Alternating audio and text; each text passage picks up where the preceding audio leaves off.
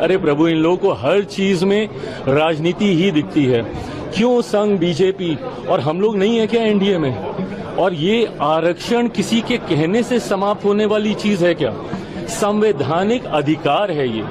आरक्षण किसी को दी हुई खैरात नहीं है, ये संवैधानिक अधिकार है और दुनिया की कोई ताकत आरक्षण को कतई समाप्त नहीं कर सकती है। और जो लोग इसको समाप्त करने की सोच रखते हैं, कभी समीक्षा के माध्यम से, कभी सुधार के माध्यम से, उनको संभवतः ये पता ही नहीं है कि आरक्षण क्यों जरूरी है। आप जब शेड्यूल ट्राइब्स की आप बात करते हैं, बहुत आसानी से कह देते हैं कि भाई इन लोग को क्यों आरक्षण के साथ जोड़ा जाए, पर आज भी ऐसी घटनाएं होती हैं। खड़गे साहब के साथ क्या हुआ था? उस मंच पे गए थे, उस मंच का शुद्धिकरण किया गया ना।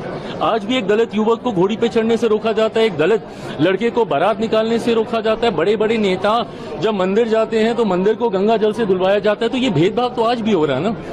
और ये वही अनुसूचित जाति है जो छुआछूत का शिकार रही है। भारत के संविधान में जब आप शेड्यूल कास्ट को देखते हैं, ये ऐसी कास्ट है जिनको शेड्यूल किया गया है, जिनका आधार छुआछूत था, जिसकी वजह से इनको गांव से बाहर रखा जाता था।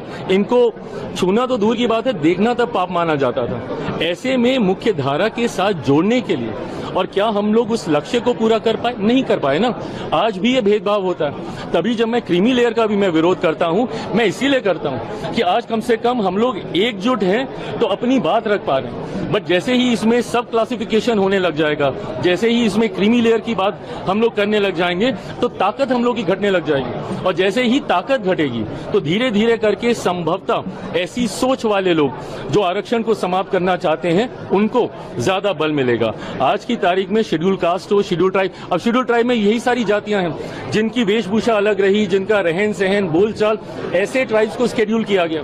पिछड़ा वर्ग से आने वाले लोग जिनको संभवतः मौके नहीं मिले, इसके माध्यम से उनको, और अब तो जो लोग आर्थिक तौर पे कह रहे हैं, ऊंची जाति से आने वाले गरीब लोगों को भी 10% का आरक्षण मोदी जी की इसी सरकार में हम लोगों ने पारित करने का काम किया। तो जो लोग ये सोच रखते हैं कि आरक्षण पे चर्चा होनी चाहिए, सुधार होना चाहिए, समीक्षा होनी चाहिए, बाबा साहेब की सोच से बनी हुई ये व्यवस्था है और दुनिया की कोई ताकत इसको, और मैं जब तक हूं, मैं इतना तो मैं पूरे गारंटी के साथ कह सकता हूं कि जिस सरकार में चिराग पासवान है, रामविलास पासवान जी का बेटा हूं, कतई इस व्यवस्था को बिगड़ने नहीं दूंगा।